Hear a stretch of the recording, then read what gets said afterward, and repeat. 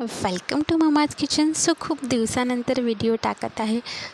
आज मी परत एकदा तुमच्यासोबत शेअर करणार आहे की माझं 1 वर्षाचं बाळ दिवसभरात काय काय खातो.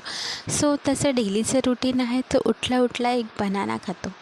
त्यानंतर ब्रेकफास्टमध्ये त्यासाठी बनवलेला होता मी शिरा. त्यानंतर लंचमध्ये त्याच्यासाठी बनवलेली होती पोहा आणि पोटॅटोची टिक्की. ही मी त्याला दह्यासोबत दिली होती. त्याला खूप जास्त आवडलेली होती. त्यानंतर त्याच्यासाठी इव्हिनिंग स्नॅक्समध्ये बनवलेलं होतं मी ॲपल आणि ड्रायफ्रूट घालून ॲपलचं शेक. हे पण त्याने खूप जास्त एन्जॉय केले आणि त्याला खूप जास्त आवडलं.